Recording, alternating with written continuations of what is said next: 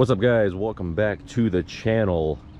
Long time no update on the Mustang. Now, my last video that I did on the Mustang was back in November, I believe, and it was just basically an overview of my new to me 2022 Mustang GT. Now, this isn't a performance pack, it's not a GT 500. All it is Mustang GT 5.0 Gen 3 Coyote.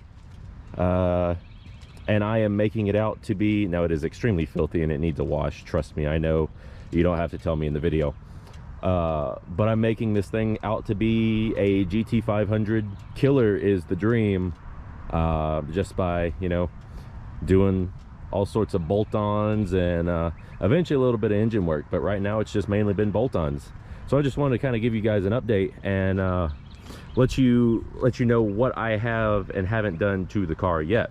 So, under the hood here, the first thing I did to the car that was actually already done when you guys first saw the car was this Steeda cold air intake with the tune. Obviously now it's got a massive intake as well as, you know, obviously closed box. Now the Mustang GT from factory does have a closed box quote unquote cold air intake, but this just adds more air intake. And it also adds a tune, so I did get a custom tune done from Steeda as well, so that is loaded onto the car. It's a 93 octane tune, and then the only other thing I've really done under the hood is pull a fuse, and we'll talk about that in just a second, and then added the strut tower brace all the way across the engine cover. Now I do still have the engine cover. I probably will get rid of it at some point just because a lot of engine work is going to be getting done. As well as this coolant tank that is going to become a metal expansion tank as well, so I will have more coolant running through the car, and at some point I will turn it into engine ice instead of just the stock coolant. From the exterior, the front is all the same. Eventually it will have a GT 500 front bumper, not quite yet, or, because this is my second thought, instead of getting a GT 500 front bumper, we keep it basically the same. But we'll be getting a big splitter to go up front that bolts into the bumper with the little with the struts to hold it. I was thinking about doing that, so I haven't quite decided yet what I'm going to do with the front of the car. Now, last time you saw the car, it was on stock suspension, 19-inch wheels, 255s all the way around. However, that has changed. It is now on aftermarket Bilstein suspension, non-adjustable. They're not coilovers or anything, but it's now sitting, the car is lowered, so the front has been lowered 1 inch and the rear has been lowered 0.8 inches, so almost a full inch. It is now sitting on 20s all the way around, but it is 255s up front on American Muscle wheels. The wheels are slightly different as well. I did have the stock factory wheels on there. Now they're American Muscle wheels. Eventually I will get a full set of forged wheels to run larger front tires, but to get this staggered setup, I went with American Muscle wheels, and we're running Atturo AZ 850 high performance summer tires all the way around. The fronts are 255s. The rears, I increased the size, and I don't know if you guys will be able to see this from the GoPro, but if we look up underneath, you can see how wide those tires are now. Those are 305s. So we went ahead and threw some 305s on the rear, all just for the rear, so that we have a nice staggered setup. And it does hook a lot better than it did. It still will chirp the rear tires going first to second and second to third. Now keep in mind, this is the 10-speed auto. This is the 10R80 transmission, full auto, but out back we are running the stock exhaust. However, when I talked about pulling the fuse up front, you'll see, if the GoPro will show this, and I don't know if it will, there's a valve that is fully open in there, and that is because my car has the active exhaust, which allows you to change it from quiet, normal, sport, and track from just the steering wheel. However, the problem with active exhaust is that it always starts the car in normal mode, which means the flaps are more or less almost all the way closed off. So your cold starts are not nearly as loud as they could be. So I went ahead opened it up to track mode, which opens the valves all the way, pulled the fuse out, and now the car stays full open. Those valves stay open in track mode. So we got the cold air intake, the tune, the fuse pulled, strut tower brace, we got suspension, wheels and tires, exhaust. I mean, it's back here, it's bone stock. However, I did get a resonator delete done. I forgot to mention that. I got a res delete done, and I will get you some sound clips of that, of a cold start.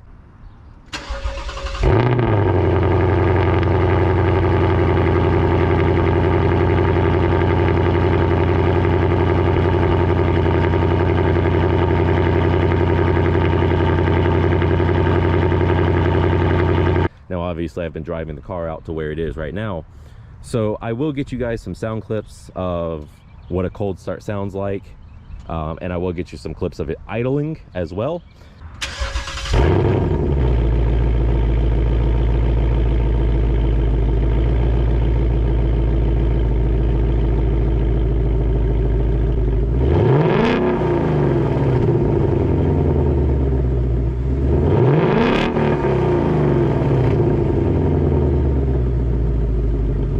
And the only other modification I have done at the moment is a K-member, or not a K-member, a K-brace, just the G-Track K-brace from Steeda underneath the front of the car as well. Now my next modification to be done to the car is out back underneath. We're going to be doing the Steeda subframe IRS support braces, and those will be coming in the next few days, which will hopefully eliminate a little bit of wheel hop, as well as keep the front end more stable instead of dipping down like that when the car launches. So hopefully we'll keep the rear end more stable, get better launches. Other cosmetic things we have done to the car: ceramic coating, window tinting. That's about it at the moment. Now, upcoming modifications, like I said, we got the Steeda IRS subframe braces out back.